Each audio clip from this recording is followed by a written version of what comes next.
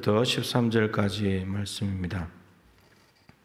신약성경 386쪽입니다. 베드로후서 3장 8절부터 13절 말씀까지 교독하도록 하겠습니다. 사랑하는 자들아, 주께는 하루가 천년 같고 천년이 하루 같다는 이 한 가지를 잊지 말라.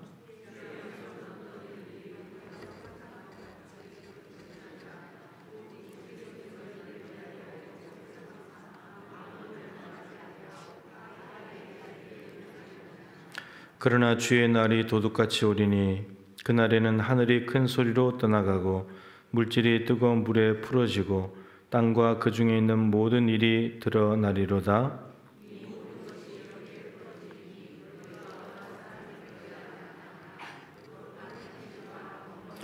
하나님의 날이 임하기를 바라보고 간절히 사모하라. 그날에 하늘이 불에 타서 풀어지고 물질이 뜨거운 물에 녹아지려니와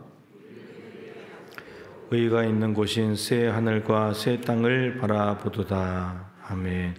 조선일 목사님 나오셔서 어떠한 사람이 되어야 마땅하냐라는 제목으로 말씀 전해 주시겠습니다.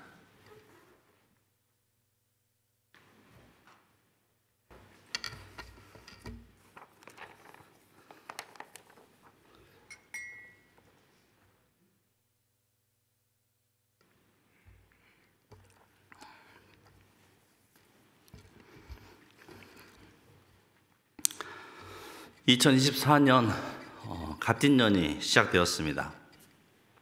갑진년, 이것을 가의 비읍이 아니라 밑에 비읍과 시옷을 해가지고 갑진년 이렇게 해석해 보면 어떨까요? 그래서 올 한해 여러분 값진 한 해가 되셨으면 좋겠습니다.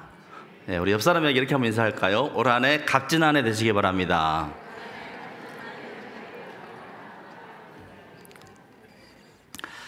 올 한해 정말 값진 한 해가 돼야 할 텐데, 그렇다면 여러분은 어떤 기대와 희망을 품고 올 한 해를 시작하셨습니까?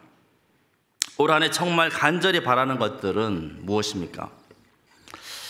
올 한 해는 기필코 내 집을 마련해야겠다.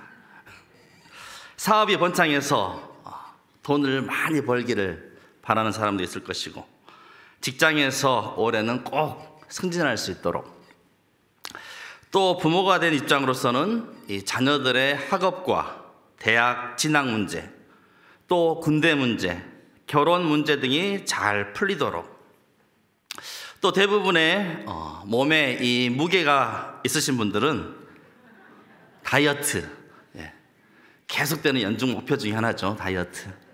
다이어트와 헬스 등 건강을 챙기시기도 하고, 또한 성도로서는 올 한해 내가 기필코 성경 일독을 해보리라 다짐하고, 계속 시간을 정해서 기도를 꾸준히 해보리라. 올해는 무슨 일이 있어도 내가 가족을 구원하고 단 한 명이라도 내가 전도를 해보리라. 또 내가 맡은 직분과 봉사에 충성을 다하는 그런 보다 고상한 바람과 소망도 있을 것입니다. 이렇듯 각자에게 주어진 삶의 상황과 환경에 따라서 새해에 거는 기대와 소망이 다 있을 것입니다. 그런데 여러분, 우리가 새해를 시작하면서 여러 가지 소망이 있을 수 있지만 한편으로 염두에 둬야 할 것이 있다면 그것은 바로 끝에 관한 것입니다. 시작인데 이 시작에 앞서서 우리가 염두에 둘 것이 있다면 끝이라는 것입니다. 즉, 새해가 시작되었으면 또 언젠가 새해가 끝나게 될 때가 분명히 온다는 사실입니다. 그래서 어떻게 사는 삶이 지혜로운 삶인가? 일의 끝을 알고 그에 맞게 미리 준비하며 살아가는 삶이 지혜로운 삶이다라고 말할 수 있습니다.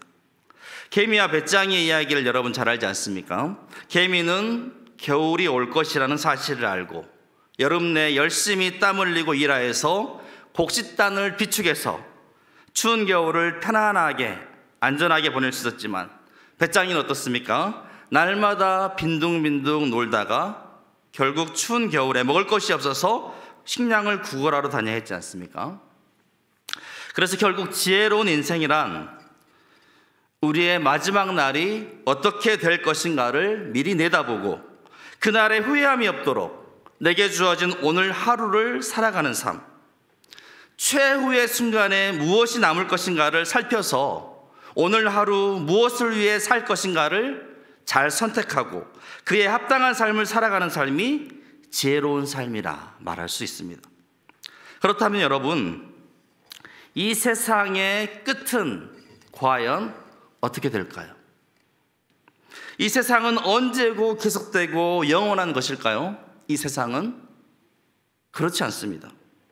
오늘 베드로후서의 말씀은 바로 이 세상의 끝에 관한 말씀입니다. 이 세상에 끝이 있다는 말씀입니다.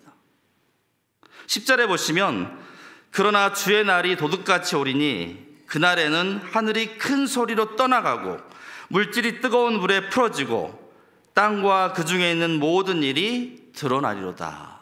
12절에는 그날에 하늘이 불에 타서 풀어지고 물질이 뜨거운 불에 녹아지려니와 라고 세상의 끝날에 대해서 우리에게 가르쳐주고 있습니다.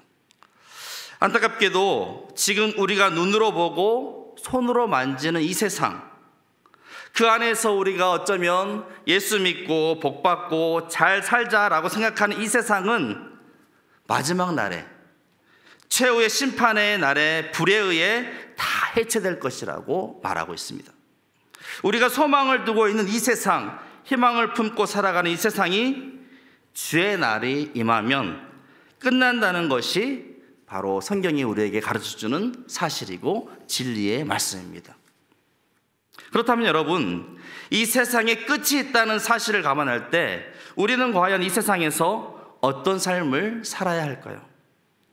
그래서 저는 오늘 말씀을 통해서 새해를 시작하며 우리가 과연 무엇에 중점을 두는 삶이 되어야 하는지 크게 세 가지로 말씀을 전하고자 합니다.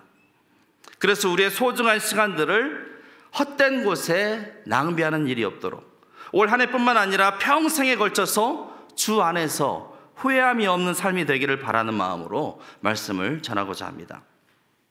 첫째는 어떠한 일을 할 것인가 보다 어떠한 사람이 되어야 할 것인지에 주목하라는 것입니다. 올 한 해 어떤 일을 내가 해야겠다라는 것이 아니라 올 한 해 내가 어떤 사람이 되어야겠다, 아니 평생에 걸쳐서 어떠한 사람이 되어야 할 것인지에 집중하는 삶을 살라는 것입니다. 당장의 새해를 맞이하면서 우리가 바라는 것들은 주로 일적인, 업무적인 그런 일에 관한 것들입니다. 소위 올 한 해 동안 대단한 업적을 남기는 일입니다. 예를 들어서 어떤 큰 시험에 합격한다거나 직장에서 높은 직급으로 승진하는 일, 또 사업을 통해서 많은 매출을 올리는 등 세상적으로 볼 때 이렇다 할 괄목할 만한 업적을 남기는 일입니다. 이것은 사실 교회도 비슷할 때가 있습니다. 올해 여러 계획과 행사를 통해서 놀라운 성장을 이루고 건축도 하고 여러 사업과 일들을 통해서 여러 업적을 남기고자 하는 일, 물론 이러한 일도 분명히 필요합니다. 그런데 하나님께서 말씀을 통해 우리에게 자꾸 강조하시는 삶은 우리의 일이나 업적에 있는 것 같지 않습니다.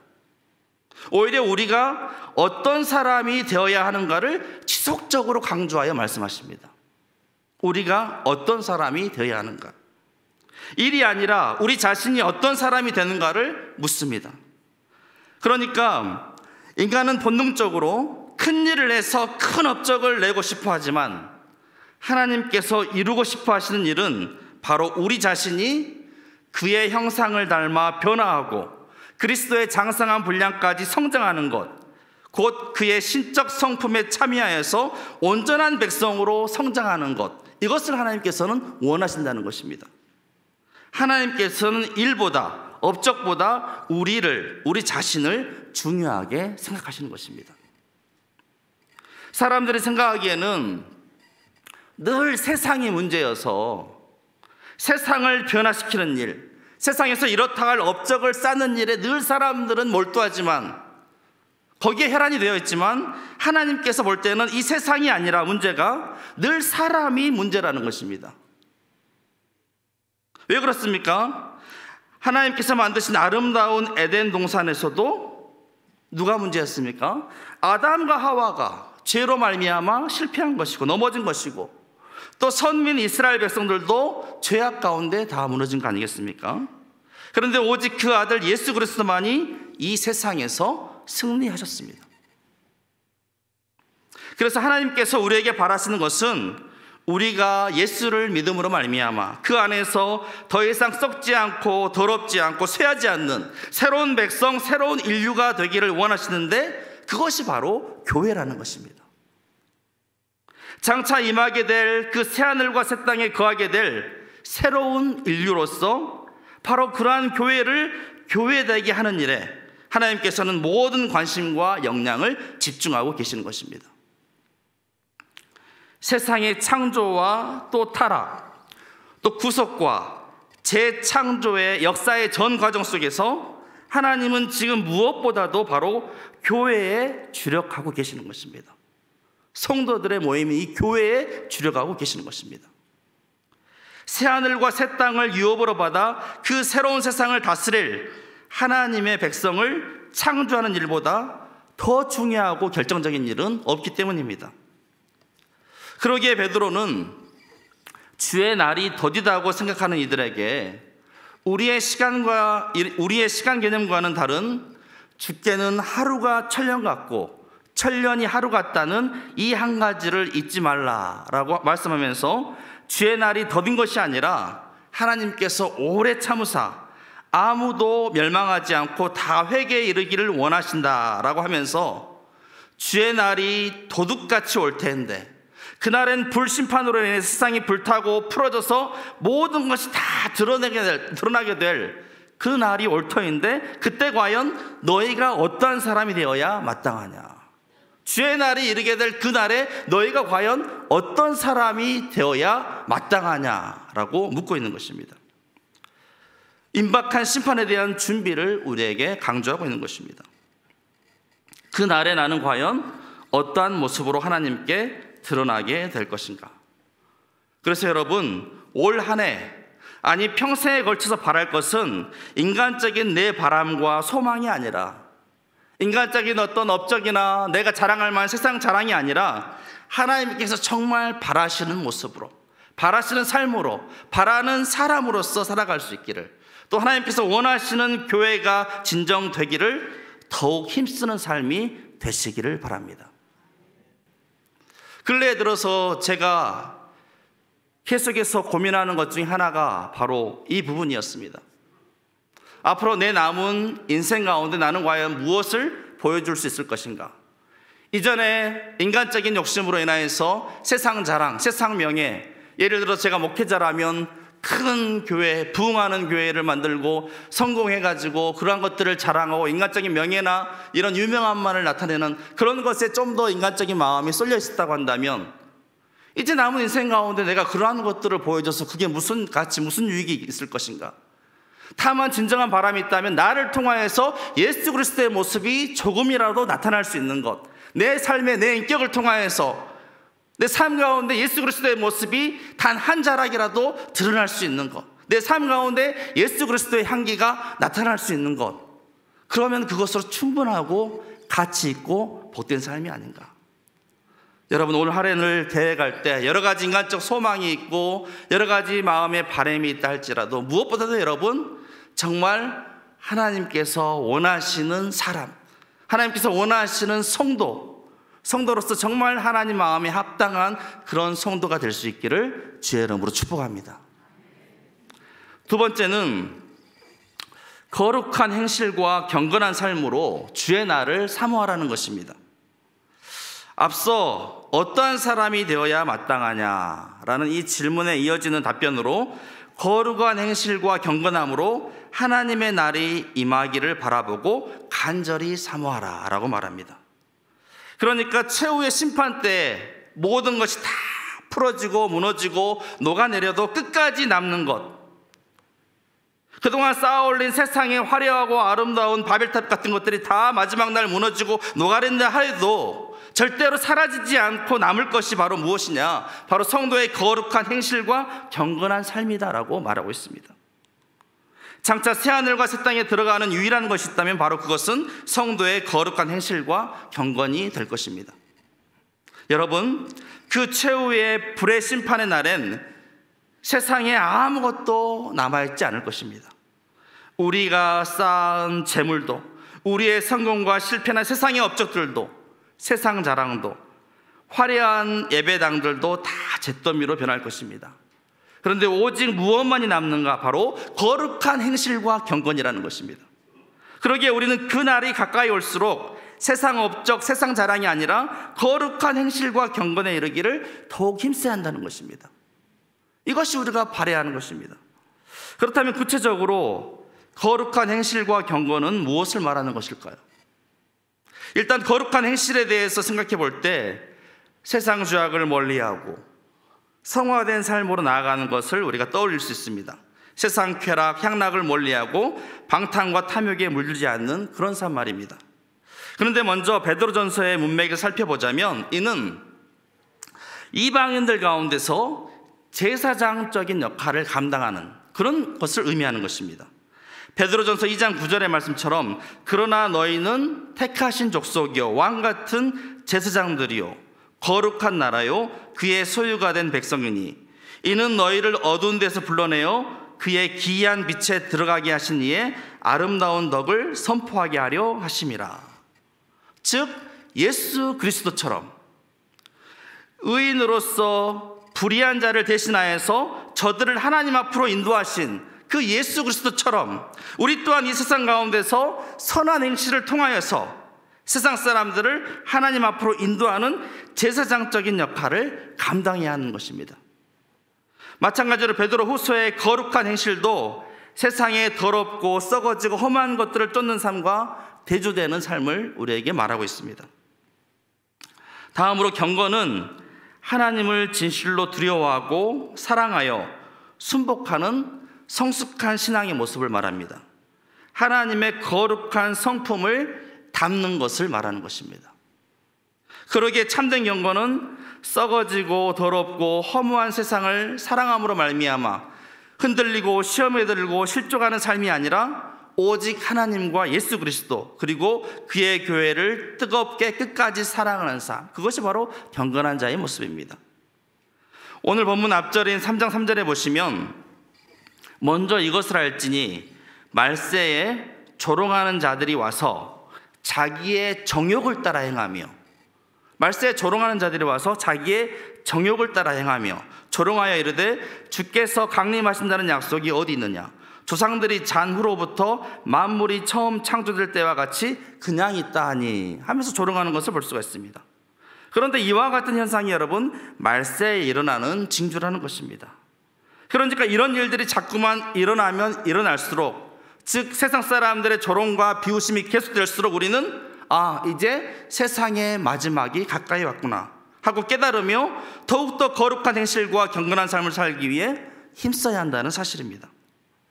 마치 우리가 잘 아는 시므온과 안나와 같은 모습으로, 시므온이 정말 의롭고 경건하여서 이스라엘의 위로를 기다리는 자로서 그가 주의 그리스도를 보기 전에는 죽지 아니라라는 성령의 지시를 받고 결국 아기 예수를 안고 하나님을 찬송했던 것처럼, 또 안나처럼 과부가 되고 84세가 되었지만 성전을 떠나지 않고 주야로 금식하며 기도함으로 섬김으로 말미암아 아기 예수를 보고 그가 증거했던 것처럼 우리도 늘 거룩한 행실과 경건한 삶으로 주의 날이 임하기를 간절히 사모해야 한다는 것입니다.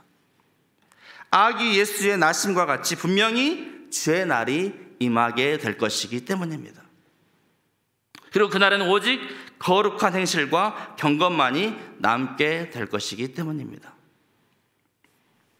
끝으로 새 하늘과 새 땅을 바라보며 소망하라는 것입니다. 새 하늘과 새 땅을 바라보며 소망하라. 여러분, 사람이 살아간다는 것은 무엇인가를 바라고 또 기대하며 찾는 과정입니다. 그래서 소망은 인간됨의 본질이다라고 말할 수가 있습니다. 그래서 어떤 사람이 누구인지 정확히 알려면 그가 바라고 있는 소망이 무엇인지 물어보면 됩니다. 그가 어떤 것을 소망하고 있는가가 바로 그 사람의 본질됨을 보여주는 것입니다. 그런 차원에서 오늘날 우리 주의 믿는 성도들이 얼마나 많이 주의 날을 사모하고 기다리고 있는가?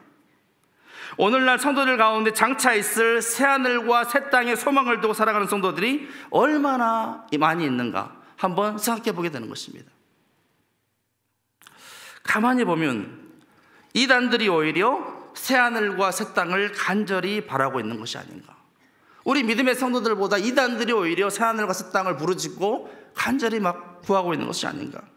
물론 잘못된 가르침이 현혹되어서 그렇지만 정작 새하늘과 새 땅을 간절히 바라보며 소망해야 할 사람들은 바로 우리 참된 성도들이 아닌가. 그것이 바로 우리의 몫이 아닌가 생각해 보게 되는 것입니다. 그래서 여러분, 오늘날 교회의 위기를 말하라면 복음이 너무 지나치게 현세적으로 해석되고 있다는 것입니다. 이 현재만을 이야기하고 있다는 것입니다. 단적으로 말하자면 예수 믿고 복받아 이 세상에서 잘 살자, 이런 식입니다. 예수 믿고 복받아 이 세상에서 잘 살자. 거기에는 최후 심판에 관한 메시지나 새하늘 새 땅에 대한 소망의 메시지가 잘 보이지 않습니다.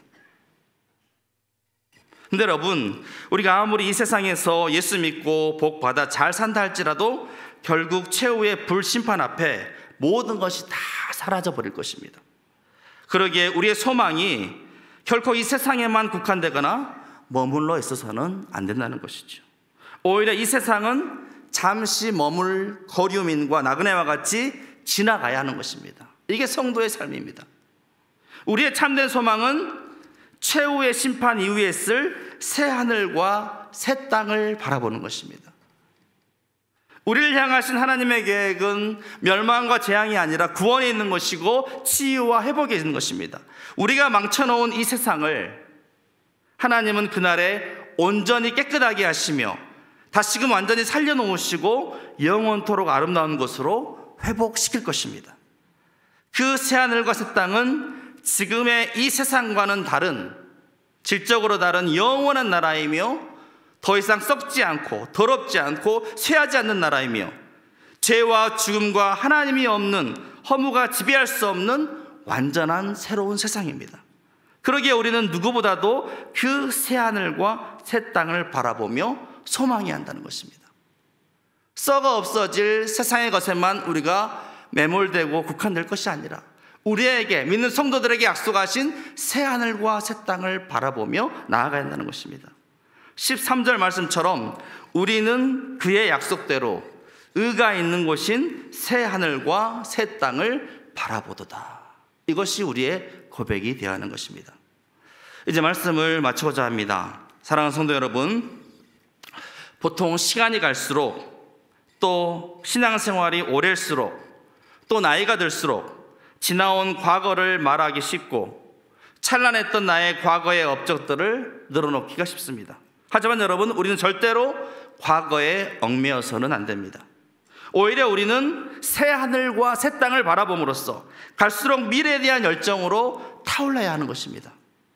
하나님의 온전한 의가 거하는 그 새 하늘과 새 땅이 반드시 임할 것을 믿고 바라보며 점점 더 그 의의 나라를 열망하고 점점 더 그 의에 줄이고 목마른 자가 되어서 지금 이 땅에서 그 나라와 의를 구하는 그런 삶을 살아야 하는 것입니다.